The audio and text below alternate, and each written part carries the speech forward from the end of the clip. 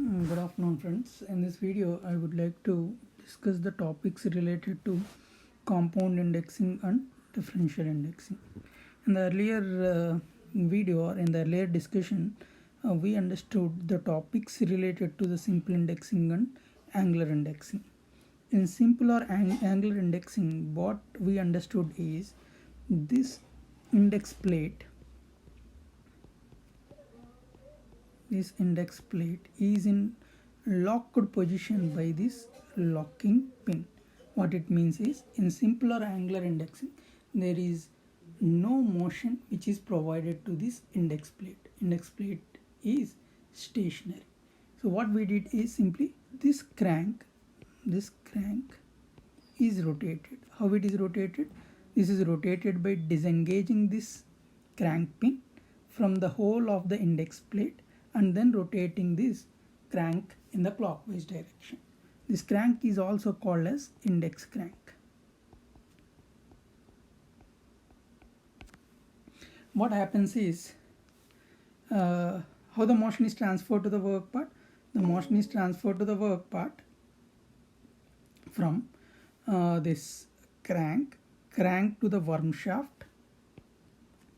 From worm shaft, on the worm shaft we are placing the worm gear, and this worm gear is coming in contact or engagement with worm 6, and worm 6 is placed on the spindle shaft 5. Okay, so the motion is transferred by rotating the crank through worm and worm gear to the work part, that is 8. Okay, in this way we are achieving desired motion at the work part side by using simple indexing or angular indexing. But in compound indexing or differential indexing, we need to use the motion of this index plate. And how we are going to use this motion of index plate, that is what we are going to discuss in the next coming slides. In compound indexing, there are two motions which are required. One is for the index crank or simply crank, and other is for the index plate. So the motion of the index crank or crank is very much similar to the simple indexing.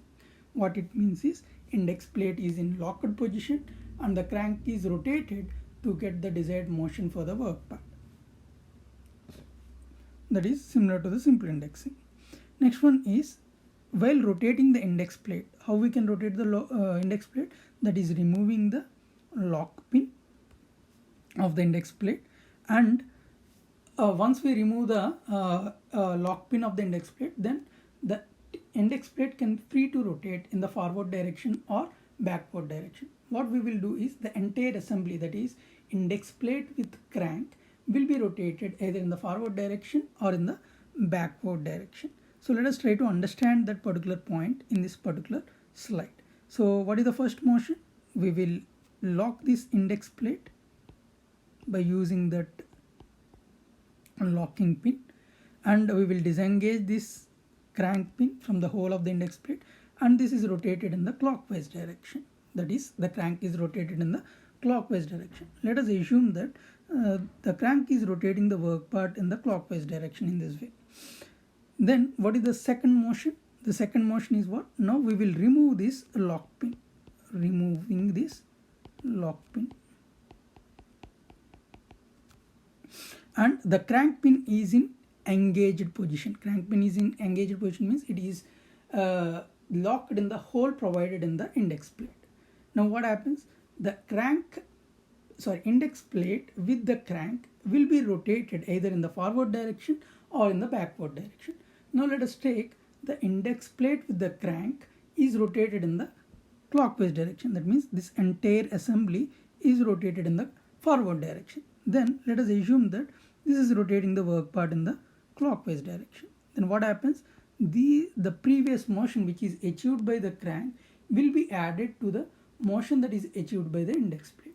So the net motion is, the addition of these two motions will give the resultant motion to the work part.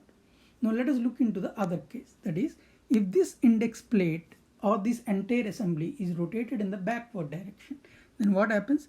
Then this work part is moving in the anti-clockwise direction. Then what happens?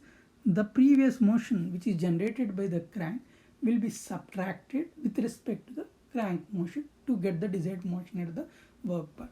So the final comment is what? The motions, that is the crank motion and the index plate motion, are achieved independently. That is the first understanding we need to have.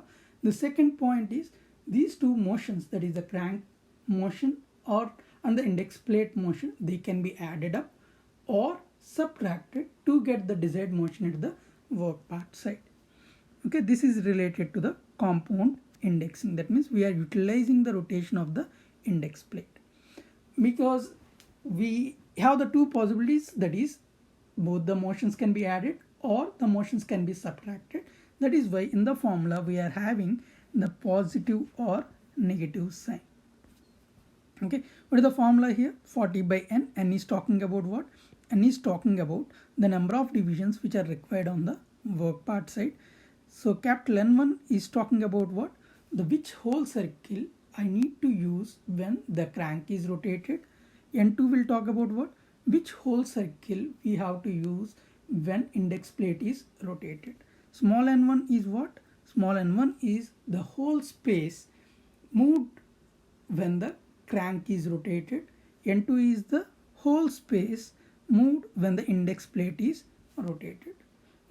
Now this formula may be confusing to you, but when we solve the problem, one or two problems, so that you will get the idea related to what we are discussing. Okay, now let us go to the next slide. So this slide will give you the sequence of steps which are to be followed in compound indexing. Let us understand these steps by taking a simple example. That is, I want to achieve, or I want to cut 99 number of teeths on the gear blank.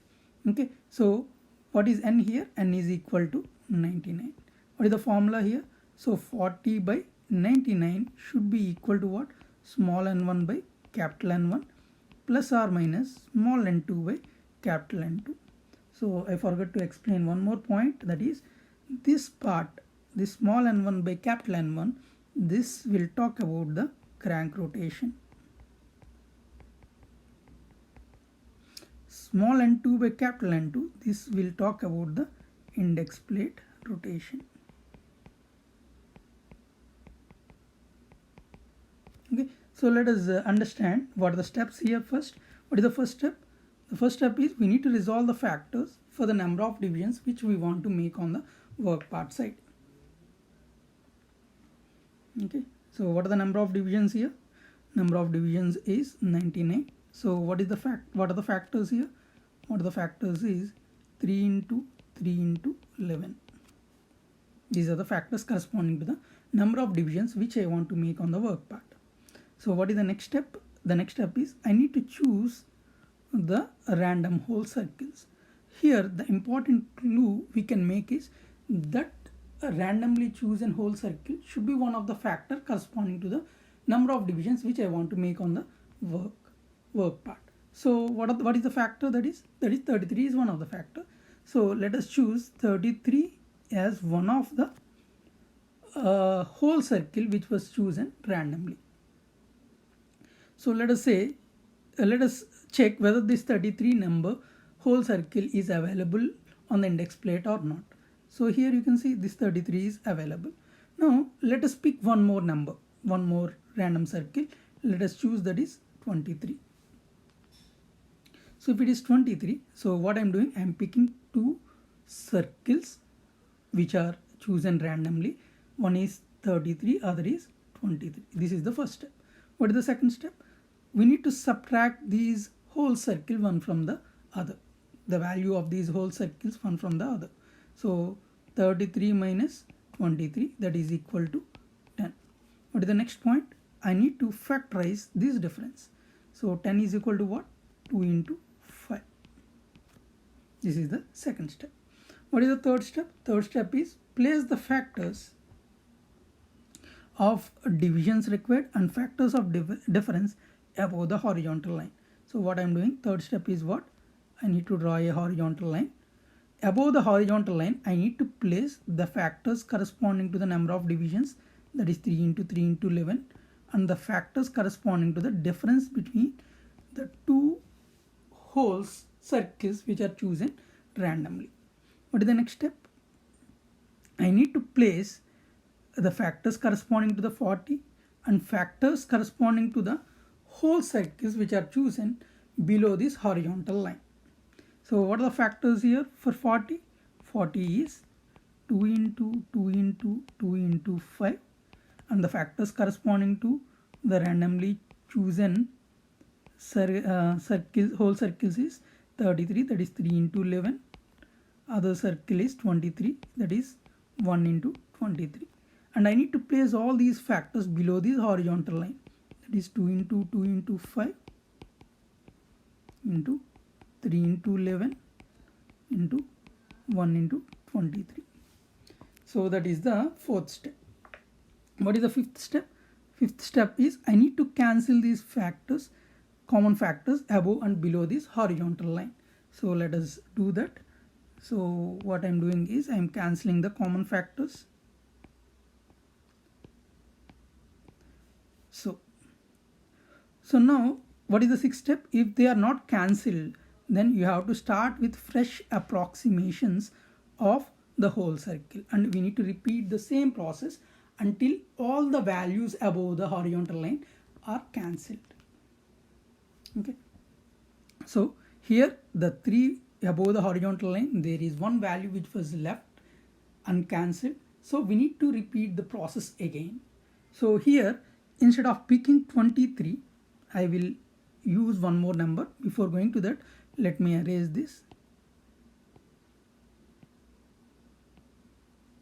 Okay, one of the number which I have chosen is 33. So other number, let me pick as, let me go back to the previous slide. So I am picking up 33 and 27.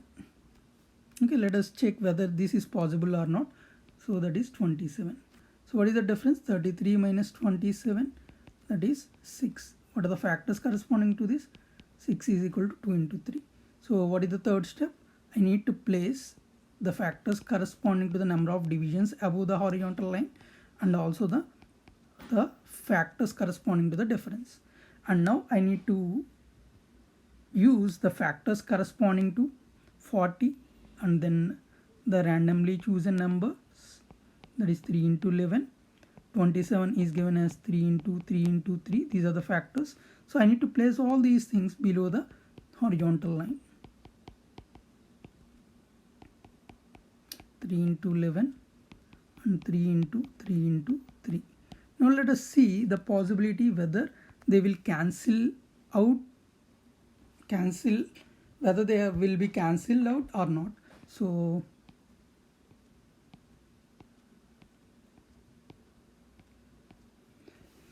all the values above the horizontal line are cancelled. So whatever the random numbers which we have chosen for the whole circles is correct. So finally what is the value I am going to get? That is 1 by 60. So what is the formula here? 40 by 99 should be equal to, small n1 is 60, 60 by 27 plus or minus 60 by 33. So we need to verify that whether we can get the left hand side value either by taking the positive sign or negative sign. After verification, what we can get is 40 by 99 should be equal to what? 60 by 27 minus 60 by 33. So 60 by 27 is nothing but what? 2 into 7, this is 54, 6. So 2 into 6 by 27 minus 1, 27 by 33. Okay, so now what we can explain here is this part is related to the crank rotation. This part is related to the index plate rotation. and in between these two we have the minus sign, which means that if the crank is rotated in the clockwise direction, then the index plate should rotate in the anti-clockwise direction, or vice versa. So what you need to understand here is, let me go back to the previous slide. So first we will lock this index plate by using this locking pin, and we will rotate this crank for two complete rotations and from their sixth hole in the 27th hole circle and index plate. And then what we will do, we will remove this locking pin, and we will rotate this entire setup, this crank and index plate, everything in the anti-clockwise direction, that is in the backward direction, for one complete rotation, and 27th from their 27th hole in the 33 hole circle. In this way we can able to achieve desired number of teeth on the work part by using this compound indexing. Let us try to solve one more problem related to this. That is, we want to achieve 69 number of teeth on the work part. What is the first step? We need to resolve this. This is 2 into 23. Okay. So one of the factor is 23. I am picking one of the value to be 23. One of the randomly chosen whole circle is 23. Now let us check 23 is available or not. So 23 is available. I am picking one more number, that is 29. Okay, let us see whether this is possible or not. 29. I am picking two numbers, 23 and 29, as the random whole circle. What is the second point? So what is the difference between these two? This is 6. What are the factors corresponding to this? 2 into 3. What is the third step? We need to place the factors corresponding to the number of divisions and factors corresponding to the difference between the two randomly chosen whole circles. And on the denominator we need to place the factors corresponding to 40. We already know that for one complete rotation of the crank we will get 1/48th rotation of the work part. Okay, and so we are using this 40, and then we need to figure out what are the factors corresponding to the randomly generated whole circles. That is 23, 1 into 23, 29, that is 1 into 29. So the factors are 2 into 2 into 2 into 5, and the other factors are 1 into 23 and 1 into 29. So if you cancel out these, 23 will be cancelled off, 2 will be cancelled off, 2 will be cancelled off, but 3 is left. So what are the random numbers which we have chosen are not correct. Okay, so here if you pick 27 instead of 29, you will get the answer. Okay, so just check it out, and we will move to the next topic, that is related to the differential indexing. So in differential indexing, we will move with the index crank. That is very much similar to the simple indexing. What it means is, simple indexing means what? The crank index plate is locked and the crank is rotated in the clockwise direction to get the desired motion at the work part. And this simple indexing is given by the formula 40 by A. So what is A? We will look into that in the coming few minutes. Next one is, here we need to get simultaneous movement for the index plate. The index plate as well as the crank both are moving in the clockwise direction simultaneously. They may rotate the work part. These two motions can add up at the work part end, or they may subtract at the work part end. So how that is done, we will discuss that. So that is done by utilizing a formula which is related to the gearing ratio. This is called as the formula which is utilized for the gearing ratio. Okay, so what is A here? A is called as the selected number which can be indexed by plain indexing. That is what I have written here, and this number is approximately equal to the capital N. Capital N is the number of divisions which I require, and this is approximately, A is approximately equal to capital N. And one more important point is, let us go back to this slide to understand what is differential indexing. In this differential indexing, what we will do is, what is the first step? We will unlock or we will remove this locking pin, index plate locking pin, and what we will do, we will disengage this crank pin from the hole of the index plate, and this crank will be rotated in the clockwise direction. When this is rotated, this index plate is also rotated, and the motion is given to the work part by utilizing this crank and this index plate.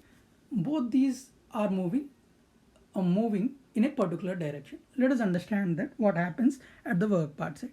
So because of the crank rotation, the work part is rotating in the clockwise direction, and whenever the index plate is rotated, then the motion is transferred from this bevel gear through some set of gears here. These are called as the change of gears. From this change of gears are connected to the spindle shaft. This is the spindle shaft. So because of these gears which are placed in the change of gear setup, the spindle shaft can be rotated in the same direction as the crank rotation, or it may rotate in the other direction with respect to the rotation which is provided by the crank. Let me repeat this so that you will get the better understanding. So let us assume that both this index plate and the crank are rotated. So let us assume this is rotated, the work part is rotated in the clockwise direction when the crank is rotated in the clockwise direction. But the motion is transferred to the work part when by using this change of gears when this index plate is rotated. Okay, so this motion may be in the clockwise direction or anti-clockwise direction. That depends on which type of gear train and how many number of gears are utilized in this change of gears setup. So gear train means, gear trains we have simple gear train and compound gear train. In simple gear train means what? There is only one gear which is placed on the shaft. You can see there is only one gear which is placed on this shaft, input shaft as well as the output shaft. In compound gear train, we are having more than one gear on the same shaft. Okay, we can place one more gear on this shaft. This is called as the compound gear train. Is it clear? And so whenever the two gears, simple gears, are engaged, they will move in opposite direction. Okay, if there are three gears like this of simple gear train, I am talking about only simple gear train, then they will move in the same direction.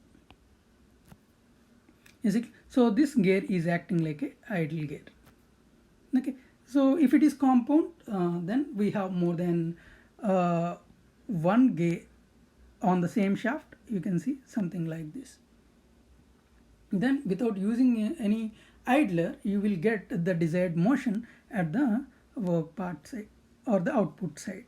There is no idler here. You will get the same kind of rotation as just like the input shaft. Input shaft is rotating. This is in the clockwise direction. This is the compound gear, and this gear, this is also going to create the anti-clockwise motion. Okay, so now let us go back to this slide. So now what the point is, we understood that in differential indexing, we need to use the change of gears, and the change of gears which are utilized in this indexing mechanism has to follow some fixed values for number of teeths on those gears, that is 24, 28 or 32. Okay, now let us move to the next slide, which will talk about the sequence of steps which are to be followed related to the differential indexing.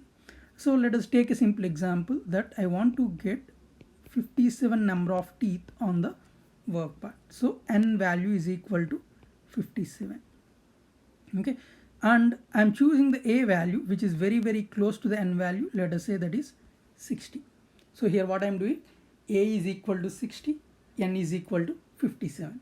So what we are doing in differential indexing, we are unlocking this index plate locking pin and both these index plate and the crank are rotated simultaneously. But there are different machine elements which are involved in transferring the motion to the work part.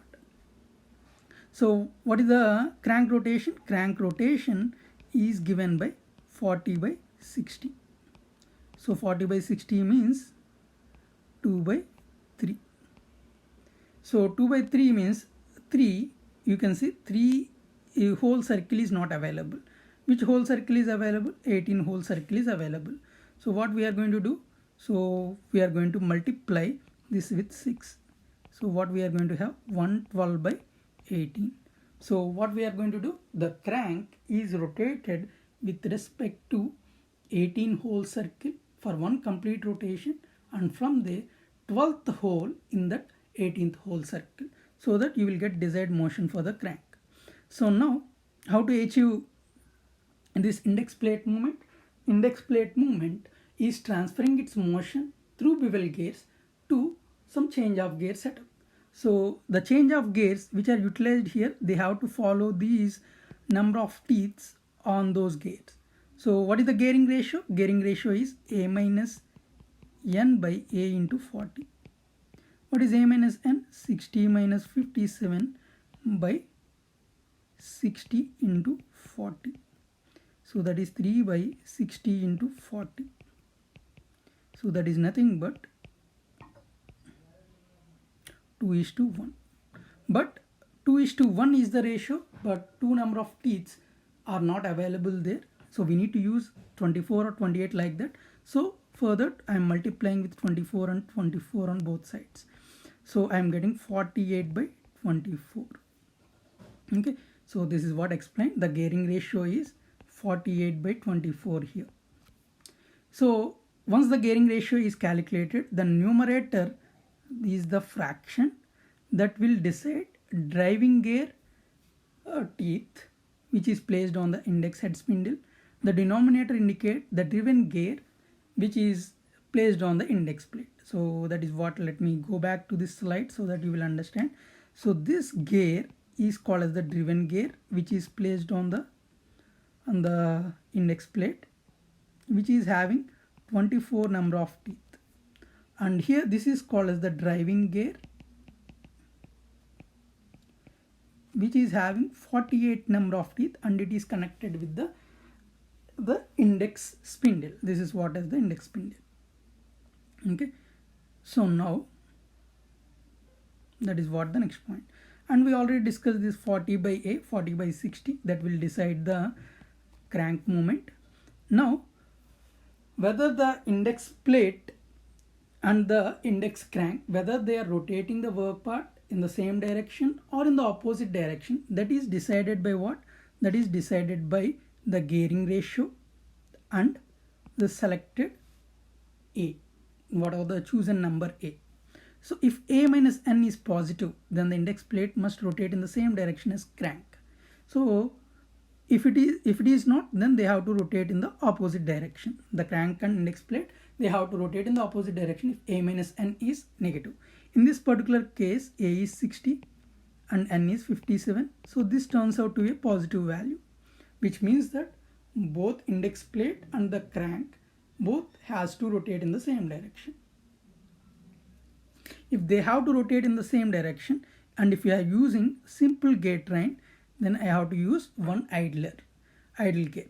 And if it is compound gate train, then there is no use of any idler here. So what it means is I have to use one idle gear here in between these driven gear and driving gear in order to achieve desired motion at the work part. Okay, so what is the ratio here? 24 by 24 into 24 by 48.